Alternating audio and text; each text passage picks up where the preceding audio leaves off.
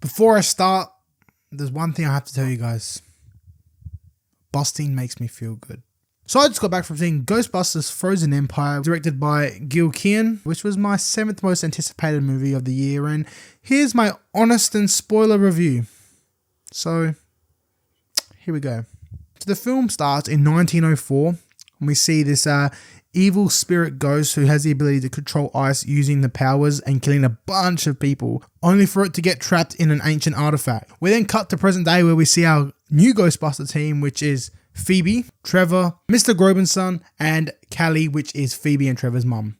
And I like this team. I really think it's cool. We see them catching this little fishy little dragon ghost, which is a cool little chase. Eventually, using the technology of the proton packs and the ecto, they catch it. It's kind of cool. They destroy the city a little bit, which honestly comes with some backlash. The mayor does not want the Ghostbusters being around anymore, and they especially do not want 15-year-old Phoebe going around on the side of the fucking little car catching ghosts. From here, we kind of follow Phoebe a little bit going down this route in which she loves ghostbusting so much, and she just got no one else around her. She eventually becomes friends with a ghost named Medley, who honestly, I think this was a really cool addition to the movie.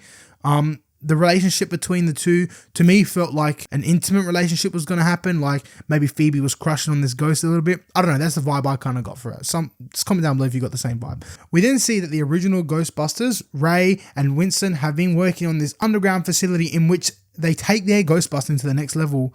They're trying to find all these artifacts and see how powerful they are and if they are haunted and possessed. And then from there, they're researching on ghosting and stuff. And I think it's cool that we get to see the original Ghostbusters evolved from catching the ghosts to now studying them and making the weapons and just growing underground in the basement, which is kind of cool. Ray comes in contact with Nadim, who's just a random customer at this time, who sells him this artifact that has a possessed demon in it. And this is the same artifact that was shown in 1904, in which it captured the most powerful ghost I've ever really come across. We then find out how powerful this artifact actually is and what connection Nadim actually had to it, in which he's actually this fire master and is the one that I guess is profited to stop the evil ghost. Why this is happening, Phoebe's still depressed the fact that she can't be a Ghostbuster anymore because of her age, and she's watching her brother and her mum and Gary, do their thing as Ghostbusters, and she's just kind of feeling left out. So she builds a real close connection with the ghost Medley. From here, we actually see Phoebe kill herself. That's not what she did, but she extracted her spirit out to become a ghost, and this is all a trap, and Medley uses this to her advantage and gets Phoebe to say the special chant, which opens up this artifact, releasing the spirit of this ice ghost. Now from here, which is probably the most cool part of the film, we get to see all the Ghostbusters suit up. Even Janie, who was in the original Ghostbuster films, who iconic for "We got one." I think this part was really cool and really gave me like Jurassic World Dominion vibes, or even your Spider-Man No Way Home, where we see the legacy characters and the new characters all come together.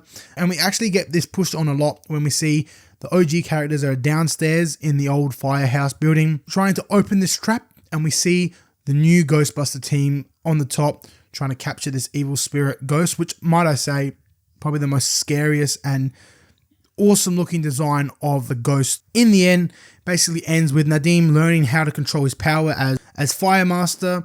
They defeat the evil spirit, chucking them in the trap. All the Ghostbusters come together, they give each other a little hug, and then we see all of them go on with their life, crowned as Ghostbusters. All the ghosts from the previous films, even the original Ghostbuster films, have actually been released now into the city, and the movie ends it like that. Now, there is a pretty stacked cast in these Ghostbuster films with the legacy characters in here. We've got McKinney Grace as Phoebe Spangler. We've got Finn Wolfhard, who plays Trevor. Once again, his character didn't really have too much time in this film. He gets the iconic scenes with him and Slimer, which was cool that him and Slimer had that little connection. Paul Rudd as Mr. Gooberson, the teacher who becomes the dad in the end, actually. He gets the title as dad. Phoebe's like, "I love you, dad," or she says something like that. Something along the line with dad, and he's the dad now. Bill Murray, he's in here. Didn't have too much screen time, but He's a laugh. Every time Bill Murray's on the screen, you got to have a laugh. Dan Aykroyd as Ray. He's in here. He actually has probably the biggest role out of all the original Ghostbusters in this film, which I didn't mind. I always liked Ray, the character, the Ghostbuster, as well as Ernie Hutchinson as Winston. He's also been another one of my favorite Ghostbusters. Actually, I've always liked the original Ghostbusters, what I'm about. But nonetheless, a lot of great actors in here. Fantastic cast. Kihum Najini, I think that's how you pronounce his name. He plays Nadim. I think he's an interesting addition to the Ghostbusters. Obviously, he's not a Ghostbuster, but he's this key that they need for the to take down the villain.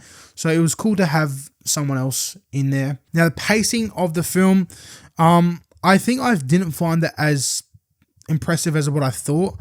The start of it is not too bad. The middle, it's kind of gluey, a bit chunky, a bit everywhere. And then the ending part, the last 20, 30 minutes, maybe let's just go with 20 minutes, I actually found really interesting. Very quick pace. The action was cool. The ghosts were cool. So I didn't really mind that too much, but the pacing, I feel like it could have been a little bit better. But my all in all, for Ghostbusters Frozen Empire, this being my 7th most anticipated film of the year, I was a little bit disappointed. I'm not going to lie. I think they need to let the new characters have their own feet to stand on and kind of push away from the old characters, because a lot of what we saw kind of also relied on the OG characters, which, don't get me wrong, I do like when we see OG characters in a film, like Jurassic World Dominion and stuff, but when they are important to the story to an extent, it just gets a bit wobbly and stuff, and I didn't know if I really enjoyed that. Part of me did, part of me didn't. That's kind of what let it down for me, as well as the story just in a bit here, there, everywhere with a lot of side plots and stuff. Like, I kind of wanted to see more of the Frozen ghost, like evil ghost villain thing. I thought the design on that looked absolutely amazing. In fact, a lot of the look of these ghosts still hold up to the authentic feel of what the original Ghostbuster films look like, which I appreciate. I do like when they do look cheapy to the shitty, to the goody, to the moody. I think it's still kind of cool. But yeah, honestly, I was a bit disappointed. So for Ghostbusters Frozen Empire, I'm only going to give this one a 6 out of 10. Then I still think it's a pretty solid Ghostbuster film. So that is my review for Ghostbusters Frozen Empire. If you guys have seen Ghostbusters Frozen Empire, comment down below. Did you like it? Did you not? Why? And let me know. Apart from that, make sure you guys have subscribed. Make sure you guys are subscribed, have turned on post notifications, like, share, do the rest of it. Be kind, love one another. I'll catch you in the next one. Busting makes me feel good.